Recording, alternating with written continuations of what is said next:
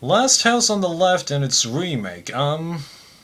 This was a pretty interesting situation that I've been with these two movies because when I saw them, I had my issues with them, but now, in hindsight, I've changed my thoughts on them because, like the original, well, let's face it, if I knew the plot to this movie in full on detail before I went into it, I probably wouldn't have seen it because, oh, a couple of psychopaths lure two girls into the woods, do a couple things to them, and then they kill them, and then are forced to confront the parents of one of the girls that they killed. One, that spoils half the movie, and two, how could they pull it off? Well, that's kind of what I thought when I saw it, going, yeah, not too really invested in these characters, and it's kind of like there's two different movies going on. The struggle of Phyllis and Mary, and then there's the struggle of Mary's parents. But now that I look back, I actually realize it's not so much the plot of the movie that I should have been focusing on, it's the acting that takes place in the movie, because even when I saw it, I really did feel like the people who played Junior and the other psychopaths did extremely well in their portrayals, because I really did get menace from these guys and felt that they were El Wacko.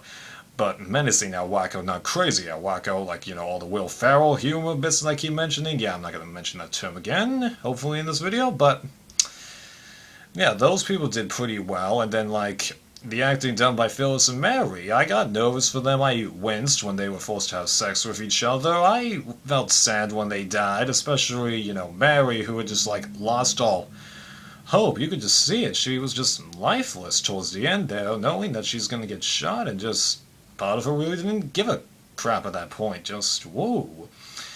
And then when Mary's parents were attacking all the bad guys, I felt a lot of the blows that they were going through there. The original Black Christmas did that for me, so that was a welcome bit to see. And yeah, good acting ended up saving a movie that doesn't really have that great of a plot. It goes to show that when you have solid acting, it can make the movie seem a lot better when you compare it to the plot. 12 Angry Men, Powder, Bicentennial Man, The Edge. It's the movie with Anthony Hopkins and Alec Baldwin. Yeah. There you go. There might be a little bit more that I could say about the movie, but I think that's pretty much it. And obviously, learning about this movie's troubled production does make you lower the bar a little bit, even though I realized that there was actually a little bit more to this movie than when I first saw it. I didn't rewatch it fully, I just rewatched snippets of it. So I'm going to go 3 out of 5, but I think it's a movie I should rewatch at some point. And yeah, even though it does feel like a first-time director's thing, which is because this was Wes Craven's first movie, I think that there's been worse than this. Trust me. And maybe we shouldn't view it as like the first movie done by a well-done director. Maybe we should just see it as more like an independent movie. I don't know. Something to think about. Moving on to the remake. I did get quite a lot of emotion or thoughts from this movie and impressions, but again, after finishing it, I looked into the history of it, found that Wes Craven actually was able to lend a nice amount of impact to this movie, given it, it's his full blessing, and figuring out what this movie did that was different and alike to the original. I really do feel like this was the same idea done twice, and it actually works, but like with The Fog, I do think had I not seen the original before I saw this, my feelings on it might change a little bit, but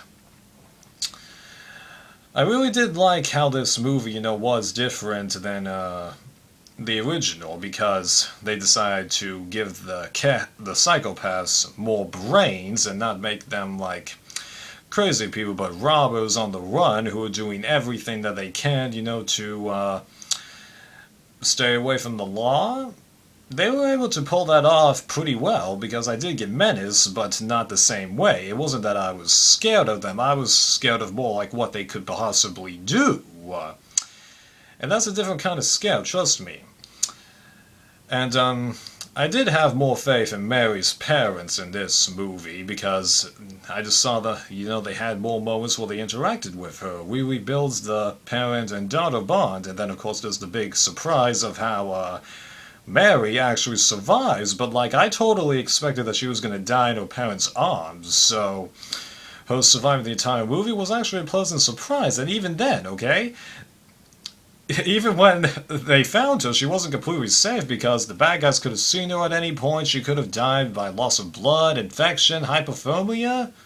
You never know. There was all kinds of ways that she could have died. Just woo. Those were some tense moments, let me tell you, in like that whole second half. Yeah, it did feel like a different movie, but it wasn't like as bad of a contrast to the original bit. I don't know. But that's not to say that like all differences were good, because like obviously not having the same kind of interactions between Mary and Paige, unlike Mary and Phyllis, that did hurt the bit where Paige died. I mean, like I did wince likewise when she died, but the movie felt like it had less of a whole, to be honest. All right. And then Junior turning against the bad guys in here. Part of me likes it, part of me doesn't. Because in the original, despite the fact that he doesn't turn on them, he did present himself as an obstacle to both sides, okay? So that was good. But here, I just don't really know if I buy it, to be honest. Yeah.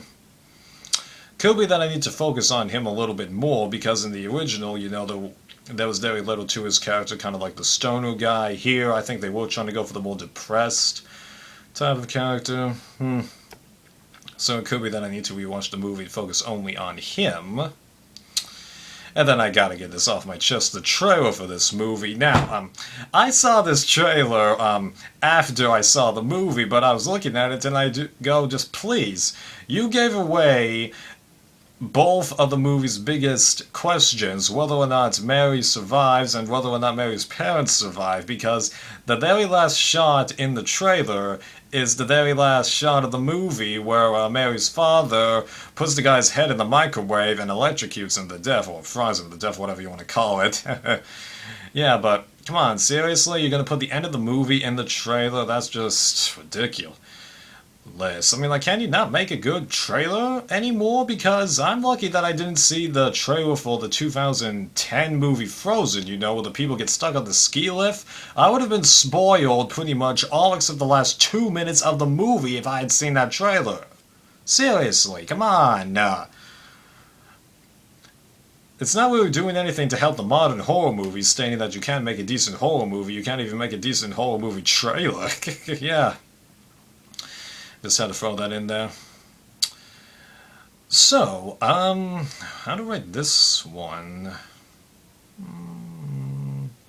Part of me wants to rate it 4, but I can tell that if I rewatch the movie constantly, I'm gonna drop it, so I think I'll just drop it already and just give it 3 out of 5 also. So, this is one case where I like them pretty much at the same, but that's because I've gone through a good amount of transformation with these two movies. Hopefully everything I said in this video made sense. See you in the next one.